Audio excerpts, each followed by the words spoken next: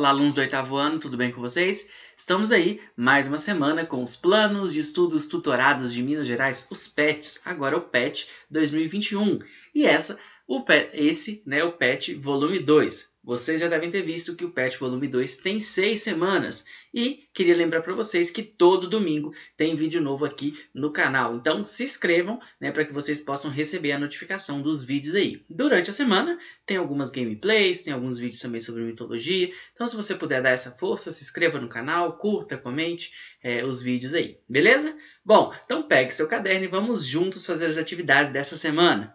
Essa semana a gente vai falar sobre o Iluminismo, Afinal de contas, o que foi o Iluminismo?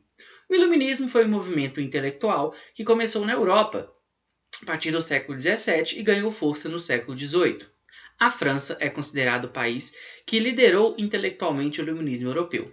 Tinha como principais características a valorização da razão e a crença de que o pensamento era a única luz capaz de iluminar as trevas, ou o antigo regime. Então o iluminismo traz essa ideia de que o pensamento ele é uma luz, e o antigo regime, que é o sistema de governo em que a gente tem o absolutismo, o poder todo concentrado na mão de um rei, ele seria as trevas.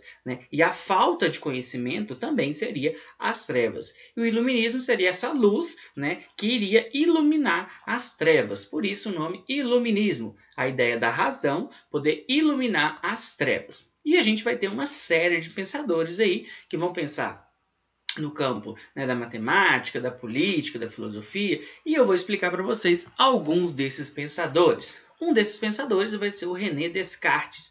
O René Descartes ele vai ficar famoso por uma frase, penso, logo existo. Qual que era a ideia dele? Para ele, a razão é inata ao ser humano, ou seja, nós já nascemos com as ideias racionais embutidas em nosso intelecto.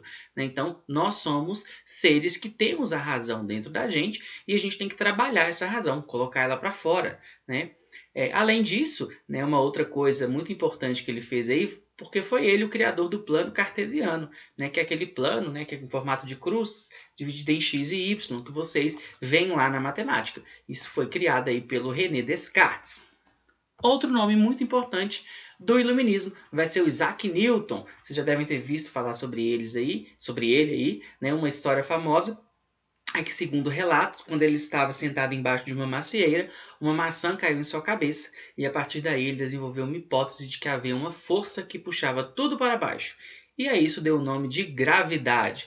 Então, o Newton seria esse que nomeou essa força que puxa os objetos para baixo. Quando você solta alguma coisa, ela é puxada para baixo pela gravidade. Newton é considerado o pai da física clássica, pois em seus estudos sobre o movimento dos objetos e da observação da natureza, ele criou 3 grandes leis. Então, o Newton ele vai ser responsável por criar essas 3 leis aí, ó. Primeira, segunda e terceira lei de Newton. A primeira lei de Newton, a lei da inércia. Todo corpo parado tende a permanecer parado até que algo empurre. A lei de Newton, a segunda lei de Newton, a lei da dinâmica, a mudança de movimento é proporcional à força exercida, e a terceira lei de Newton, a lei da ação e reação. Toda ação sobre um objeto reflete uma ação contrária com a mesma força. Então essas leis aí seriam leis da natureza, leis naturais, a que todos, os objetos, todos os corpos estariam sujeitos. Então o trabalho do Newton é muito importante. Pessoal, agora a gente vai falar um pouco sobre alguns filósofos que tinham pensamento sobre a política. O Jean-Jacques Rousseau ele vai defender a ideia de um contrato social. Qual que é a ideia do contrato social? Outros filósofos também vão defender essa ideia de que os seres humanos, o ser humano ele faz um contrato com o Estado, ele faz uma troca com o Estado. Então, o ser humano abre mão das liberdades individuais, de algumas liberdades individuais, e o Estado, ou seja, o governo, ele cuida para que todos sobrevivam. Então, é uma troca. Nós abrimos mão da nossa liberdade total, então a gente não pode fazer o que quiser, porque o Estado, o governo, ele vai fazer com que todos permaneçam vivos e consigam viver em harmonia. Então essa é a ideia do contrato social. O Jean-Jacques Rousseau ele acreditava que o ser humano, por natureza, ele seria bom. O ser humano nasce bom, a sociedade o corrompe. Então, para ele, no estado de natureza, seria esse estado antes do contrato social, todos nós seríamos bons. E para o Jean-Jacques Rousseau, a educação seria um meio de evitar que a corrupção, né, acontecesse. E seria a forma de levar os jovens aí à verdade. Então, Jean-Jacques Rousseau, o principal pensamento dele é o contrato social, né, e a ideia de que o homem nasceria bom, né, a sociedade que iria corrompê-lo. O Thomas Hobbes também acreditava no contrato social, mas ele acreditava numa coisa diferente, olha só. Para Hobbes, os homens precisavam de um Estado forte, pois a ausência de um poder superior resultava na guerra. O ser humano, que é egoísta, se submetia a um poder maior somente para que pudesse viver em paz e também ter condições de prosperar. Uma frase famosa dele aí, ó, o homem é o lobo do homem. Então, assim como o Rousseau acreditava no contrato social, o Thomas Hobbes também acreditava no contrato social. Qual que é a diferença? Que, para o Thomas Hobbes, o ser humano seria ruim, o ser humano só pensaria nele mesmo, o ser humano só estaria pensando no seu próprio bem, e por isso ele fazia esse contrato social. Né? Então ele abria a mão das suas liberdades para que ele sobrevivesse. Né? Então, nessa ideia do contrato social, por que eu não posso matar alguém? Porque do mesmo jeito que eu não posso matar alguém, alguém não pode me matar, né? Então essa troca de liberdades aí, ok? Outro pensador político muito importante vai ser o Montesquieu, né? O Montesquieu ele vai ser um crítico do poder absolutista dos reis, que tinha o poder concentrado em suas mãos e isso deixava o governo bastante autoritário. Para evitar o autoritarismo, ele propôs o poder fosse dividido em 3 instituições autônomas e com o mesmo nível de poder. Então eu já comentei isso com vocês, né? O poder absolutista, né, no antigo regime, o rei ele tem o poder total, ele controla tudo. Então, se você tem aí um rei corrupto, não tem nada que possa impedir essa corrupção dele. Por isso que o Montesquieu ele vai dá essa ideia aí da divisão dos 3 poderes, né? O executivo, legislativo e judiciário, né? Para ele, então, o governo deveria ser dividido nesses 3 aí, ok? Os 3 poderes, então, para o Montesquieu seriam o poder executivo, o poder legislativo e o poder judiciário. Cada um desses poderes ele deveria ser independente, ou seja, ele não depende, ele não pode sofrer interferência de outro poder.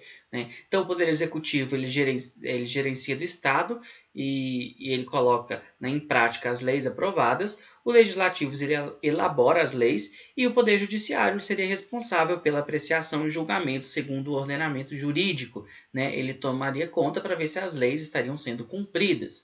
Então, segundo o Montesquieu, dessa forma a gente não teria um governo autoritário. Né? Se o governo tivesse dividido nesses 3 aí, né, a gente teria um governo mais justo. Essa divisão dos poderes é a que é adotada hoje. Então, hoje a gente tem justamente essa divisão em poder executivo, legislativo e judiciário. Beleza? Bom, outros pensadores, eles se preocupavam, né, eles discutiam aí questões ligadas à economia. Nesses que discutiam a economia, a gente vai ter os fisiocratas. Né? No campo econômico, temos alguns pensadores que defendiam a fisiocracia, governo da natureza. Esses pensadores defendiam que a economia é algo natural e, portanto, não deveria haver interferência do Estado. Então, para esses pensadores, né, o governo ele não deve interferir na economia. Um desses pensadores aí, né, o Adam Smith, ele é conhecido como o pai do liberalismo econômico. Ele defendia que o mercado era controlado por uma mão invisível, regido pela lei da oferta e da procura, em que quando há mais procura do que produção, o preço sobe, e quando se aumenta a produção ou diminui a procura, o preço desce.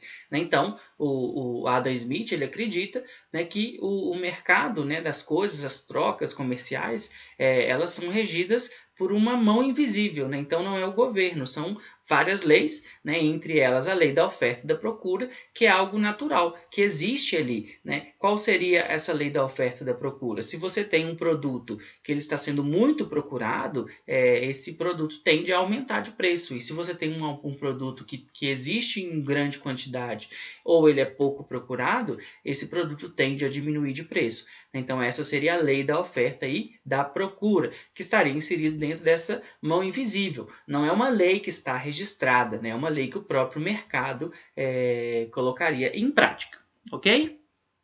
Bom, pessoal, agora vamos então às atividades. Lembrando que é importante que vocês leiam o PET, prestem atenção na aula e tentem, né, fazer as suas atividades aí, ok? De acordo com o texto acima e seus outros estudos, explique o que era o contrato social. Tem uma parte do PET que traz aí, olha só. A sociedade faz um acordo político com seus governantes, aceitando terem suas liberdades limitadas em troca de proteção contra a desordem. Então, esse seria o contrato social. Seria um contrato entre a sociedade e o governo, né, em que a sociedade abre mão de algumas liberdades para que o governo proteja, né, e controle as coisas aí. Na número 2, é comum vermos esse tipo de imagem em desenhos e animações. Relacione essa ideia ao conceito de iluminismo. Então a gente tem uma ideia aí, né, em que a gente tem um bonequinho e uma lâmpada, né? Essa lâmpada aí normalmente significa que a pessoa teve o quê? Uma ideia, né? Ela pensou em alguma coisa. E o que isso tem a ver com o iluminismo? O iluminismo não é a ideia de luz, né? Que a luz é o conhecimento e as trevas, né, são a ignorância. Então, quando se tem uma ideia, é como se uma lâmpada se ligasse e iluminasse o pensamento. No iluminismo, vemos justamente essa ideia de que a razão é luz e a ignorância é a escuridão. Né? Então, a ideia de quando a gente tem essa lâmpadazinha é como se fosse uma luz que viesse na nossa cabeça. E lá no iluminismo a gente tem isso aí também, beleza? Agora vamos para o número 3. Jean-Jacques Rousseau defendia a ideia de que o homem nasce bom, mas a sociedade o corrompe. Você concorda com essa ideia? Justifique sua resposta. Então, essa é uma resposta pessoal. Então, o Rousseau ele acredita que o ser humano, em sua natureza, ele é bom, né? E que a sociedade é que vai corrompendo a sociedade, é que vai fazendo com que ele tenha pensamentos individualistas e ele cometa, né, crimes e esse tipo de coisa. Né? Então, o que vocês acham? Vocês acham que o ser humano naturalmente ele é bom ou não? Então, justifique sua resposta aí, beleza? Agora vamos para a próxima. 4. Adam Smith afirmava que o mercado se regula sem intervenção do Estado, pois segue a lei da oferta e da procura. Nos últimos meses, muitos produtos sofreram alterações de preço devido à pandemia. Dê um exemplo do que mudou de preço onde você mora devido a esse momento e explica o motivo do aumento. Então, essa também uma resposta pessoal. Essa resposta vocês vão colocar a experiência de vocês. Né? O que vocês viram aumentar de preço aí onde vocês moram? Né? Uma coisa que é um exemplo muito claro desse aumento de preço, é, por exemplo, o álcool em gel. Vocês lembram lá no começo da pandemia, né, lá no ano passado, né, no ano de 2020, quando o álcool em gel subiu de preço e sumiu, né, de todos os lugares, né, então você procurava para comprar, você não achava, e quando você achava, ele estava muito caro. Agora ele está mais barato. Por que ele está mais barato? Porque está se usando menos? Não, né? Está se usando até mais. Mas porque tem mais oferta, né? Você tem mais álcool em gel sendo fabricado. Então, dê um exemplo aí, né? Pode usar o exemplo do álcool em gel, mas pode pensar em alguma coisa aí na região de vocês que mudou de preço por causa da pandemia. No número 5, Montesquieu sugeriu que o poder fosse dividido em três: executivo, legislativo e judiciário. Esses três poderes deveriam ser autônomos, ou seja, não podem interferir no poder do outro. Analise por que deve haver essa autonomia. Então, Montesquieu ele acredita que o governo ele tem que ser dividido nesses três poderes. Por quê? Porque assim, né, um pode ajudar a tomar conta do outro. Né? Então, para ele, essa seria uma forma de impedir que um poder ficasse mais forte e chegasse a se sobrepor ao outro. Sendo autônomos, os poderes poderiam exercer a sua função e ajudar no controle uns dos outros. Então, por isso, ele acreditava, né, nessa divisão dos poderes. Bom, pessoal, então é isso. Boa semana, bons estudos. Não se esqueça de se inscrever no canal, dar like nesse vídeo, curtir, comentar e também compartilhar com os colegas de vocês. As referências que eu utilizei, muito obrigado e até a próxima. Valeu!